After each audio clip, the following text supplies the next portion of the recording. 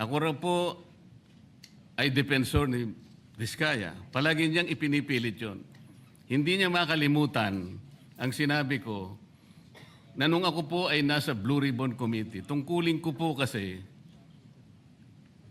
na ipaglaban ang sino man, witness man siya, resource person, siya po ang kauna-unahan na nag-apply ng Witness Protection Program. Sa aking palagay po, nung panahon na yon, ay kakailanganin namin siya sapagkat mga pangalang malalaki ang dapat na makuha natin. Hindi naman siya, ang ibig ko sabihin, si Diskaya po ang mismong nagbigay po ng kanyang kagustuhan. Nung una po, Mr. President, ayaw ko ang maniwala sa kanya. Kaya sinabi ko sa kanya, gumawa ka ng sulat, kahit sulat kamay, para sa ganun, walang masabi ang iba na parang ako pang nag-initiate sa'yo dahil hindi kita kakilala. Kailangan malaman muna natin kung ano ang laman ng iyong testimony. At kailangan ma-determine natin kung talagang meron kang may kukontribute na mga pangalan. Kasi importante na lumitaw ang mga pangalan ng mga taong talagang utak ng pagnanakaw na ito. Yun po ang pinag-umpisahan nun eh.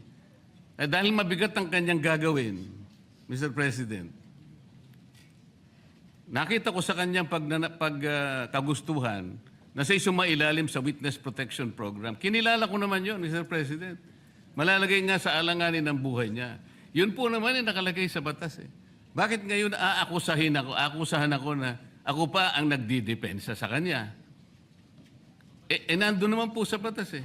Kaya nga po nang ipilit po ng ating DOJ Secretary na pinipilit niya magkaroon ng restitution, sinabi ko huwag mong gagawin yan. Wala naman sa batas yan eh.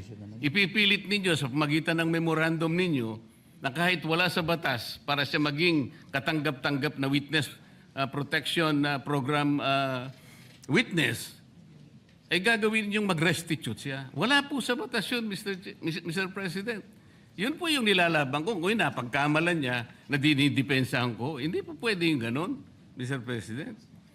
So ngayon, hanggang ngayon, pati ba naman ng asawa ko na independent director, kakalantariin pa rito, saan ba natin pag-uumpisa ng pag-uusap na